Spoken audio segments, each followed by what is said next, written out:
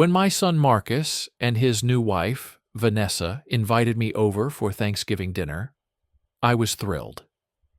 As a retired chef, I poured my heart and soul into creating the perfect dishes, eager to share my culinary passion with my family. But when Vanessa and her parents insulted my efforts, dismissing my lifelong craft, something inside me shattered. That's when I realized I had been clinging to people who didn't appreciate or respect me. So, I walked out, leaving behind the ungraceful in-laws and the son who wouldn't stand up for me. But I didn't wallow in self-pity. Instead, I channeled my pain into purpose, opening a charity soup kitchen to nourish both body and soul. And in the process, I found a new family, one that valued my talents and my heart. Before we continue, please subscribe to the channel and let us know where you're listening from in the comments. The aroma of roasting turkey and simmering cranberry sauce filled my small apartment kitchen, mingling with the warm scent of pumpkin pie cooling on the counter.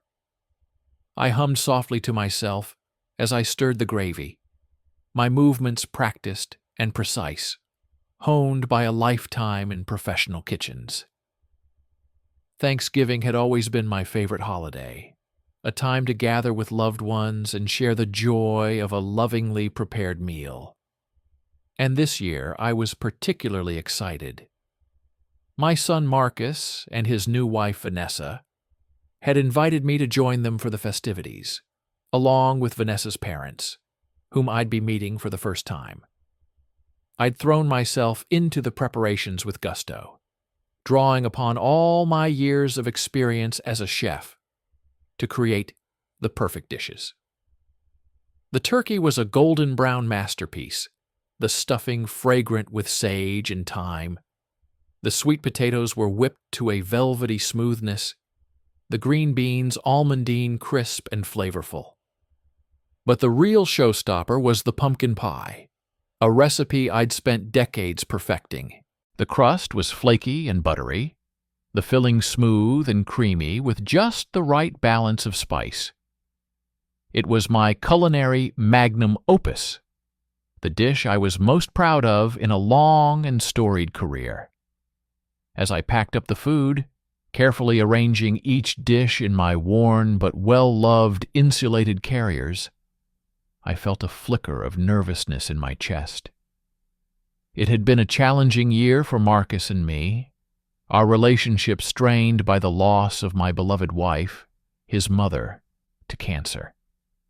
We'd drifted apart in our grief, both of us struggling to navigate the new reality of our lives.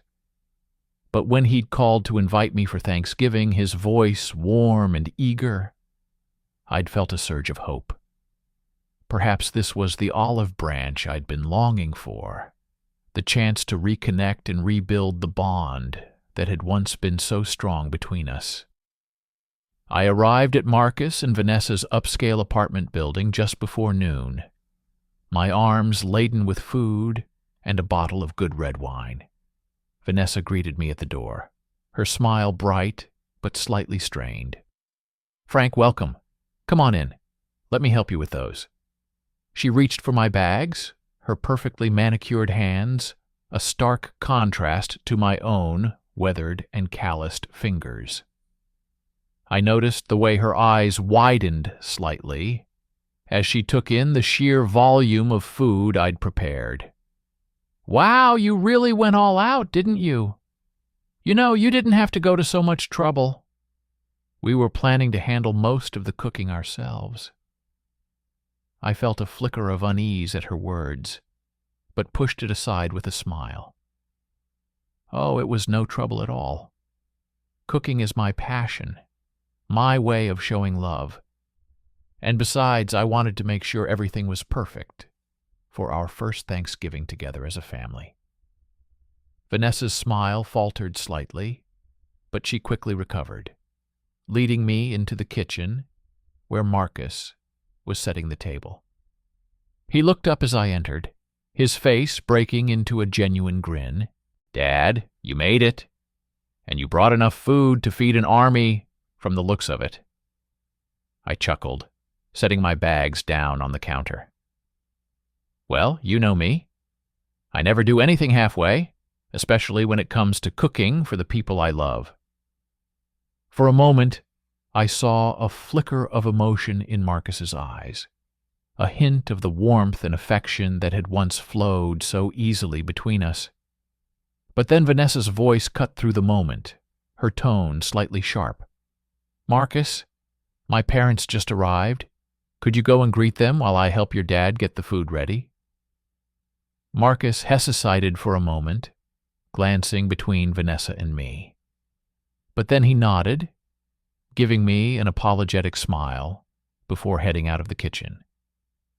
I turned to Vanessa, trying to ignore the sinking feeling in my stomach. "So, what can I do to help? I was thinking we could start by heating up the gravy and carving the turkey." But Vanessa just shook her head, her smile tight. "Actually, Frank, I was hoping we could stick to the menu I'd planned. I've got everything under control here, and I wouldn't want to disrupt the flow of the meal." I felt a flush of embarrassment at her words, a sense of being dismissed and pushed aside. But I swallowed my pride, forcing a smile onto my face. "Of course, whatever you think is best. I'll just go and say hello to your parents then." As I made my way into the living room, my heart heavy and my mind swirling with doubts, I couldn't shake the feeling that this Thanksgiving was not going to go the way I'd hoped. But little did I know just how badly it would all unravel, or how much it would change the course of my life forever. The living room was a scene of carefully curated elegance, all sleek, modern furniture and tasteful abstract art. Vanessa's parents, a distinguished-looking couple in their 60s, were perched on the edge of the leather sofa, sipping from crystal glasses of what looked like very expensive wine. Marcus stood awkwardly to the side, his posture stiff and his smile slightly forced.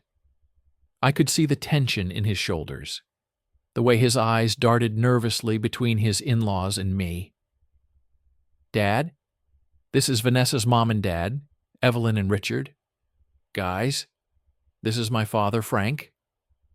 I stepped forward, extending my hand with a warm smile. "It's a pleasure to meet you both. I've been looking forward to this day for a long time." But as I shook their hands, I couldn't help but notice the way their smiles didn't quite reach their eyes, the way they seemed to be appraising me with a cool, calculating gaze. "Yes, Marcus has told us so much about you," Evelyn said, her voice smooth and polished. "A retired chef, isn't that right?" I nodded, feeling a flicker of pride. "That's right. I spent over 40 years in the kitchen, working my way up from a dishwasher to an executive chef. It was a challenging career, but one I loved with all my heart." Richard raised an eyebrow, his expression slightly skeptical. "And now you're retired? It must be quite a change of pace, going from the high-pressure world of restaurants to a life of leisure."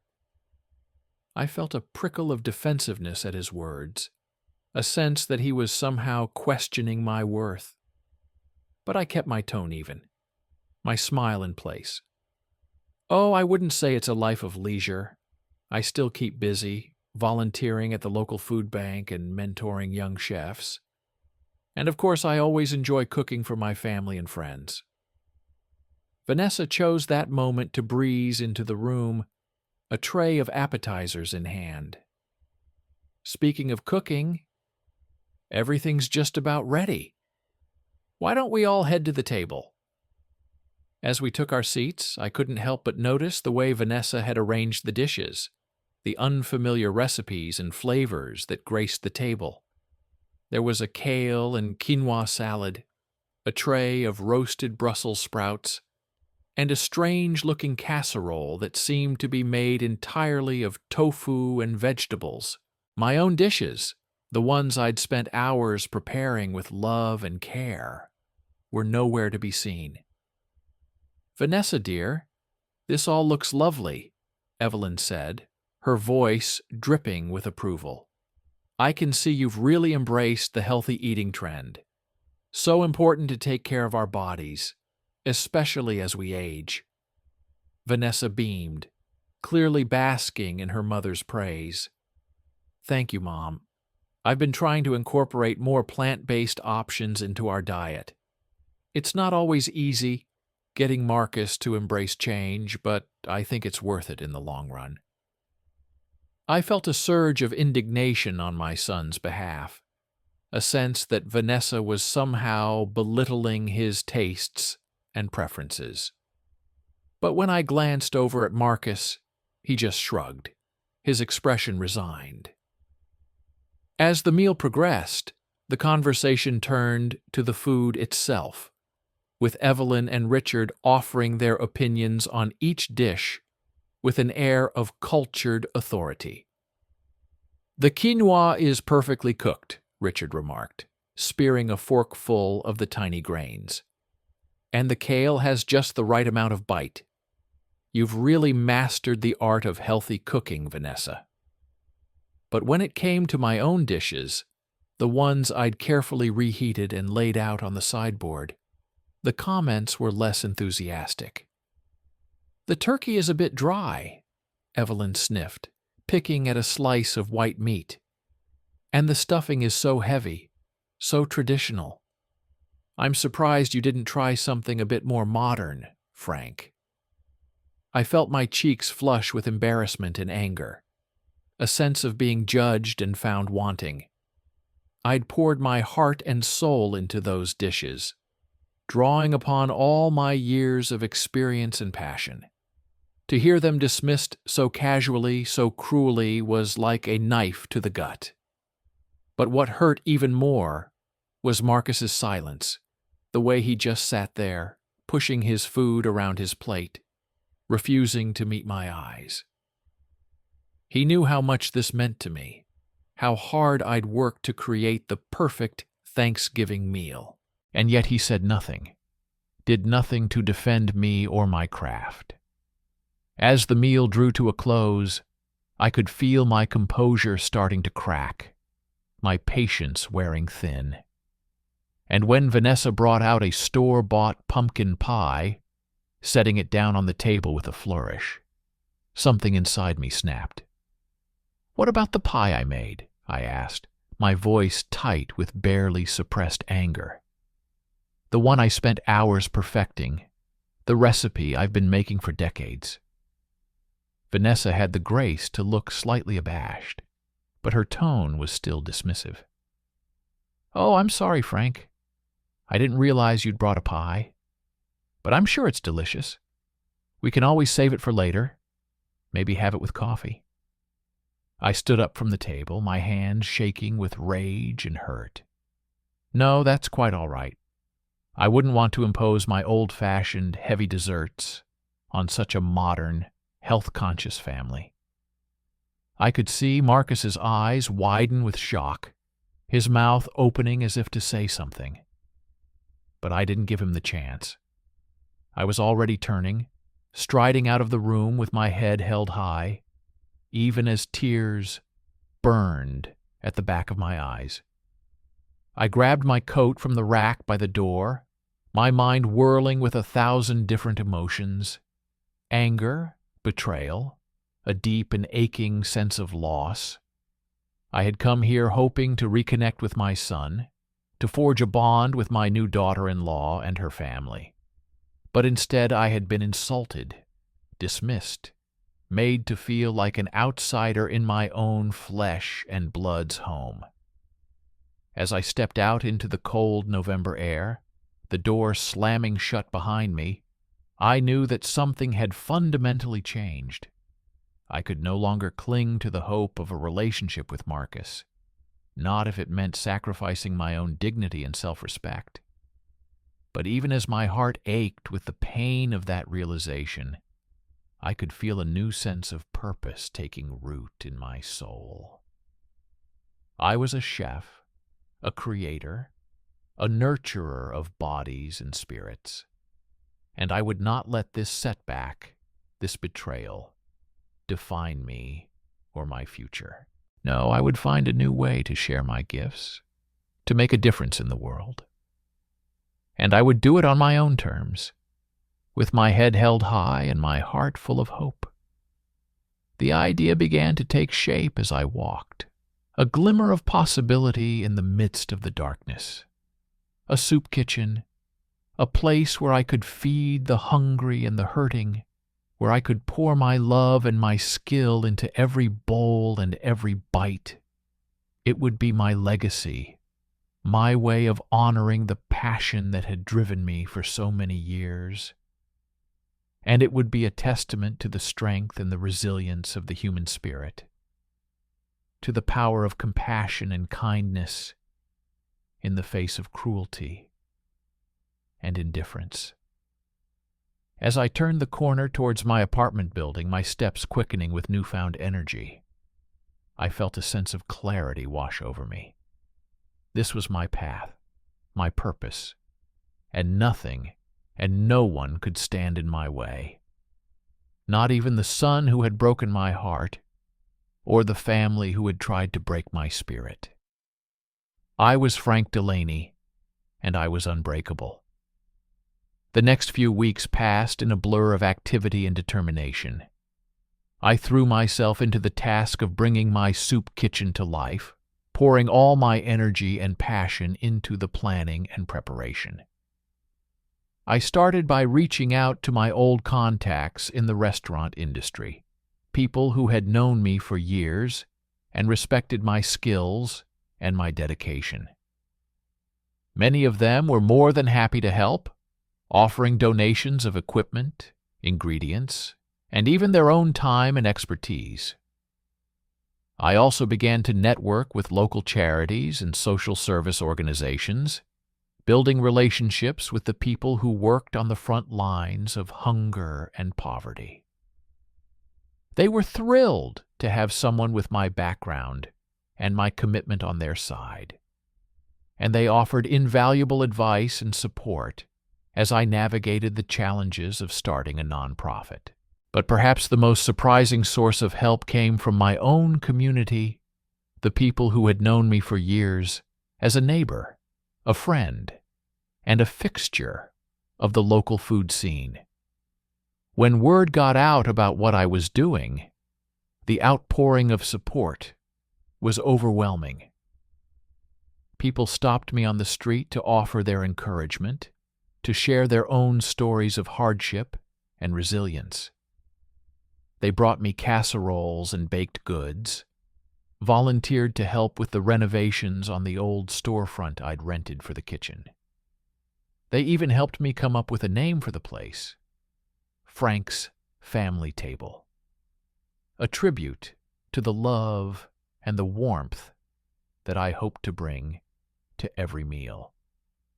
As the days turned into weeks and the soup kitchen began to take shape, I felt a sense of purpose and fulfillment that I hadn't known in years. I was doing something that mattered, something that made a real difference in people's lives. And I was doing it on my own terms, with my own two hands and my own open heart.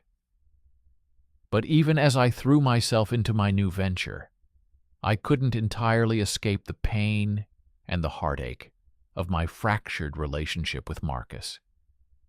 He had tried to reach out to me a few times since that disastrous Thanksgiving dinner, leaving voicemails and sending texts full of apologies and explanations. But I couldn't bring myself to respond, couldn't quite let go of the hurt and the betrayal that I'd felt at his silence, his failure to stand up for me when I needed him most. I knew that I would have to face him eventually, to have the difficult conversations and make the hard choices about our future as father and son. But for now, I focused on my work. on the joy and the satisfaction of feeding the hungry and the hurting. And as the day of the grand opening approached, I felt a sense of anticipation and excitement that I hadn't known in years. The morning of the big day dawned bright and clear, with a crisp autumn breeze that seemed to carry the promise of new beginnings. I arrived at the soup kitchen early, my heart full and my hands ready to work. But when I unlocked the door and stepped inside, I was stunned to find the place already buzzing with activity. There were volunteers setting up tables and chairs, chopping vegetables and stirring pots of fragrant soup. There were local reporters and community leaders, all eager to witness the birth of something special. And there, in the middle of it all, was Marcus, his face pale and his eyes red-rimmed, but his expression determined and sincere. "Dad," he said, his voice cracking with emotion, "I know I have no right to be here, not after the way I've treated you, but I couldn't let this day pass without telling you how sorry I am, how much I regret not standing up for you when you needed me most." I felt my throat tighten with a mix of anger and grief, a lifetime of love and hurt and hope all tangled up inside me. But as I looked into my son's eyes, I saw something that I hadn't seen in a long time. Genuine remorse, a willingness to take responsibility for his actions and his choices. "I know I've let you down, Dad," he continued, his voice stronger now. "I've been so focused on trying to please Vanessa and her family, on fitting into their world and their expectations, that I lost sight of what really matters. And that's you, and the love and the sacrifices that you've always made for me." I felt tears welling up in my eyes, but I blinked them back, determined to hear him out. "I'm not asking for your forgiveness, Dad. I know that I have a long way to go to earn back your trust and your respect. But I want you to know that I'm here for you, that I believe in what you're doing, and I want to support you in any way I can." He gestured around the room at the volunteers and the community members who had gathered to celebrate this moment. "This is your legacy, Dad. This is the mark you're leaving on the world, and I'm so proud to be your son, to be a part of this incredible thing that you've created." I stepped forward, closing the distance between us, and pulled Marcus into a tight hug. I could feel the tension and the pain of the past few months melting away, replaced by a sense of love and gratitude that I hadn't felt in far too long. "Thank you, son," I whispered, my voice thick with emotion. "Thank you for being here, for believing in me. I know we have a lot of work to do, a lot of healing and forgiveness that needs to happen, but I'm willing to try if you are." Marcus nodded against my shoulder, his own tears mingling with mine. "I am, Dad. I'm ready to do whatever it takes to make things right between us." And as we stood there, embracing in the middle of the bustling soup kitchen, I felt a sense of hope and possibility that I hadn't known in years. This was my second chance, my opportunity to build something beautiful and meaningful with the people I loved most in the world. And I knew that no matter what challenges lay ahead, I would face them with my head held high and my heart full of love. Because I was Frank Delaney, and I was exactly where I was meant to be. The grand opening of Frank's family table was a resounding success, a celebration of community, compassion, and the power of food to bring people together. As I stood at the front of the room, looking out at the sea of smiling faces and grateful hearts, I felt a sense of joy and fulfillment that I had never known before. There were families with young children, their eyes wide with wonder at the abundance of delicious, healthy food. There were elderly couples, holding hands and sharing stories of their own struggles and triumphs. And there were people from all walks of life, all backgrounds and circumstances, united by a common need for nourishment and connection. I spoke from the heart that day, sharing my own journey of love and loss, of heartbreak and healing. I talked about the power of food to comfort and to heal, to bridge divides, and to create bonds that could withstand even the toughest of challenges. And as I looked out at the crowd, I saw tears in many eyes, saw nods of recognition and understanding. These were people who knew the pain of hunger, the fear of not knowing where their next meal would come from, but they also knew the joy of a warm, hearty meal shared with others, the sense of belonging that came from being part of a community. As the day went on, I found myself surrounded by a constant stream of well-wishers and supporters, people who had been touched by my story and my vision. There were old friends and new acquaintances, people I had known for years and others I was meeting for the first time. But through it all, there was one constant presence at my side. Marcus, my son, my partner in this new chapter of our lives. He worked tirelessly throughout the day, serving food and clearing tables, chatting with guests, and offering words of encouragement and support. And as I watched him, I felt a sense of pride and gratitude that I had never known before. This was the man I had always hoped he would become, kind, compassionate, dedicated to making a difference in the world. And though our relationship had been strained and tested, I knew that we were stronger for it, that we had found a new way to love and to support each other. As the last of the guests trickled out and the volunteers began to clean up, Marcus and I found ourselves alone in the kitchen, exhausted but exhilarated. We looked at each other for a long moment, our eyes shining with a mix of emotions. "We did it, Dad," Marcus said, his voice full of wonder and pride. "We really did it."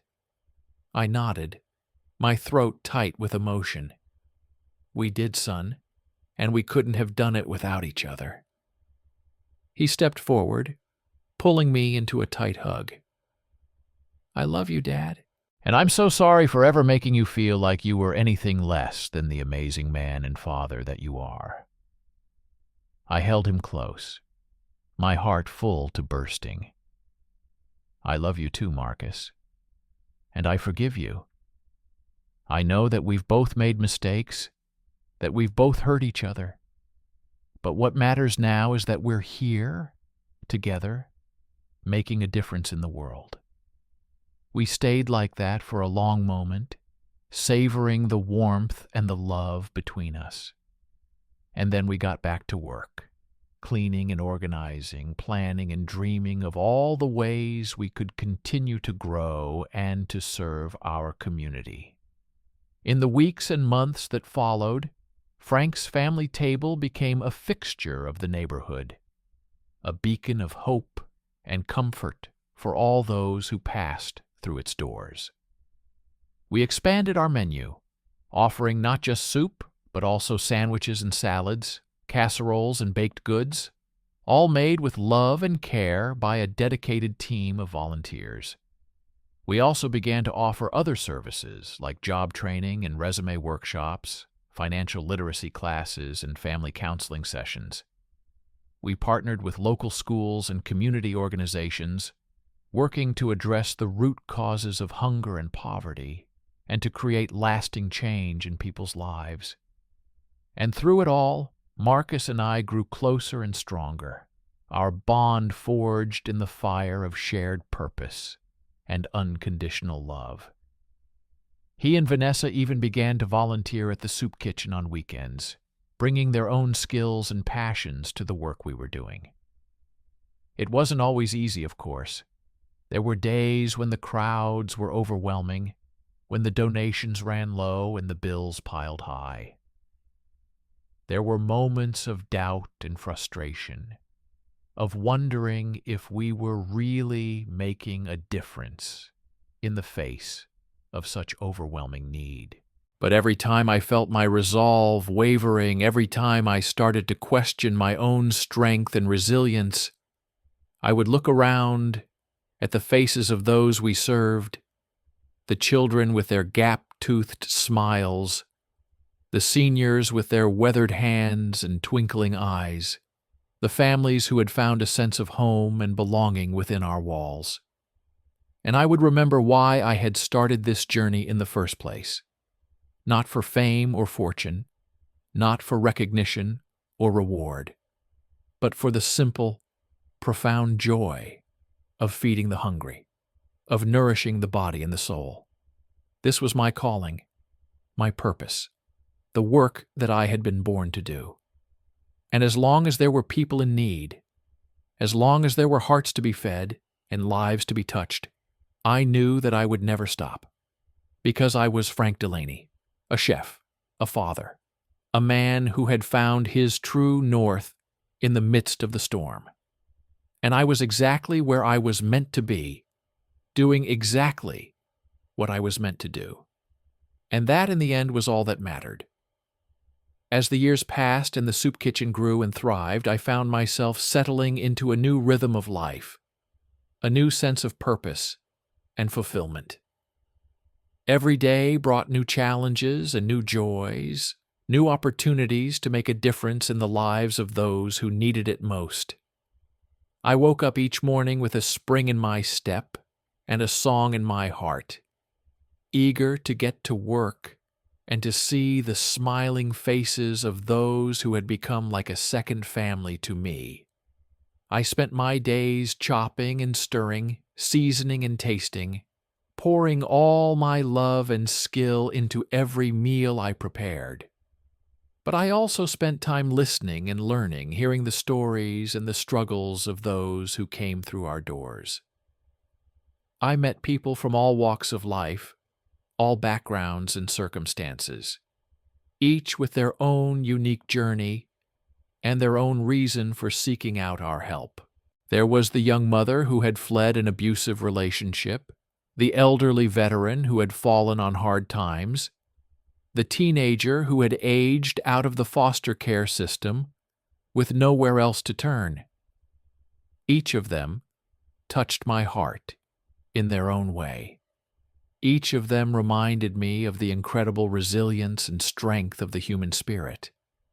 And as I got to know them, as I heard their stories and shared in their joys and their sorrows, I began to realize that the soup kitchen was about so much more than just food. It was about community, about connection, about the power of human kindness to transform lives and to heal even the deepest of wounds. I saw it in the way that people looked out for each other, sharing resources and offering words of encouragement and support. I saw it in the way that volunteers gave their time and their energy so freely, working long hours and taking on extra shifts without complaint. And I saw it in the way that Marcus and I grew closer and stronger with each passing day, our bond deepened by the shared experience of service and sacrifice. We talked often about the future of the soup kitchen, about our hopes and dreams for what it could become. We knew that there was still so much work to be done, so many more people to reach and to serve, but we also knew that we had built something special, something that would endure long after we were gone. And so we kept going, kept pushing forward, even on the days when the work felt overwhelming and the challenges seemed insurmountable. We leaned on each other, on our faith and our love, on the strength and the resilience that had brought us this far. And slowly but surely, we began to see the fruits of our labors, the ripple effects of our efforts spreading out into the world around us.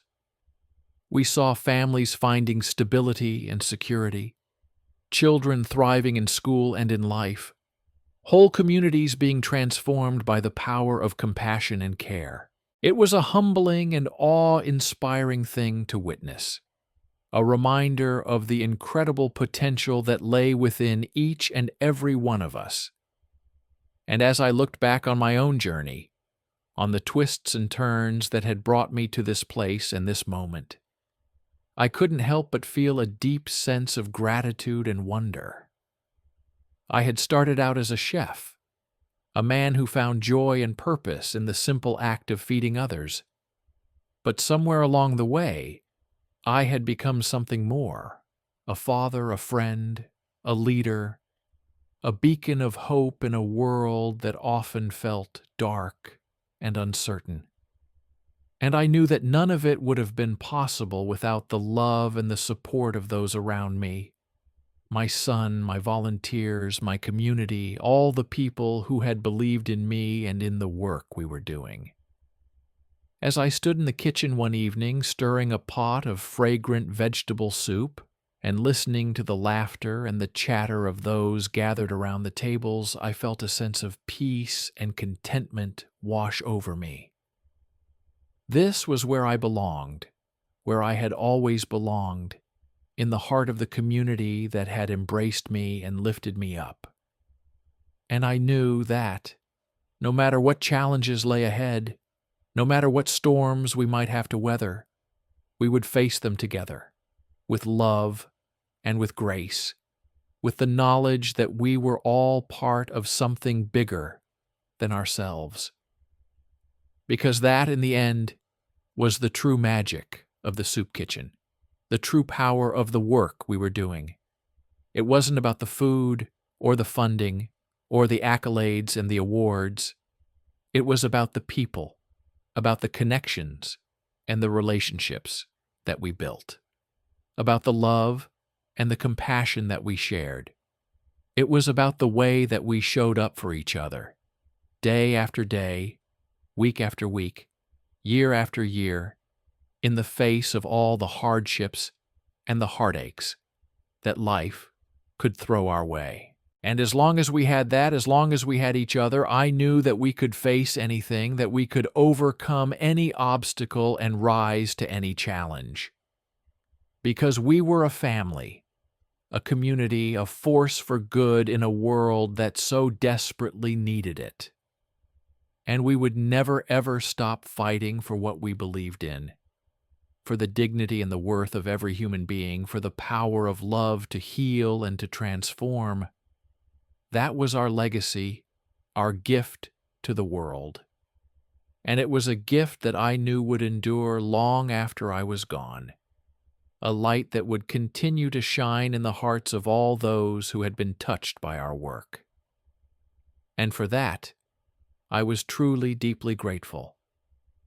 It's been 10 years since I first opened the doors of Frank's family table, 10 years since I took the leap of faith that would change the course of my life forever.